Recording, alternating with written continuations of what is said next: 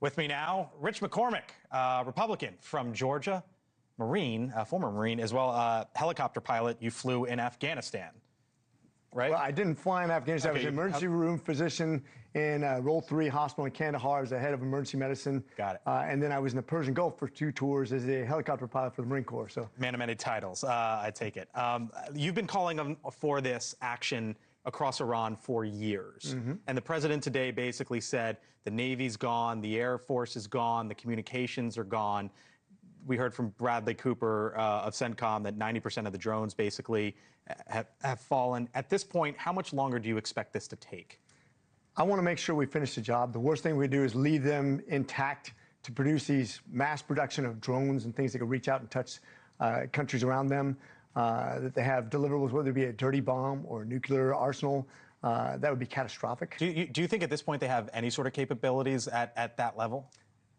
I don't know that we have any confirmation that nuclear arsenal is taken care of. So no, they don't have an arsenal, but the nuclear materials, we have no idea where they took it. We don't know if it was moved before we bombed it. We don't know. We don't have any confirmation of what we know. They can't produce it. They don't have centrifuges. But do we really know? Do we have any confirmation where that nuclear material is enough to build 2 nuclear warheads? That we don't know. How comfortable are you with this potentially lasting weeks? We've heard maybe 4 to 5, and then the number 8 was thrown out the other day as well. I am comfortable with any amount of time it takes to finish this. Don't do anything halfway. We've made a mistake in the past, whether it be Vietnam, Afghanistan, Iraq. When you go halfway, it gets worse. And the people get worn out. They don't want to continue. You'll lose popular support. I'm not saying this is a popular war, but most people understand how bad Iran is. When the further the curtain's pulled back and you listen to what they said and what they were trying to do, that we're the great Satan that they want to destroy, that they were building towards nuclear weapons, that they lied to us repeatedly. When Obama gave them money, billions of dollars, what did they say they weren't going to do?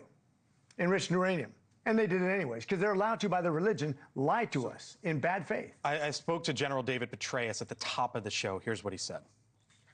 We're not concerned really at this point in time about the air and ballistic missile defense of Iran as long as you stay above heavy machine gun range. And that means you can just really pour it on. I would argue that we actually have air supremacy now, not just air superiority. But I think folks are rightly cautious about those kinds of assessments.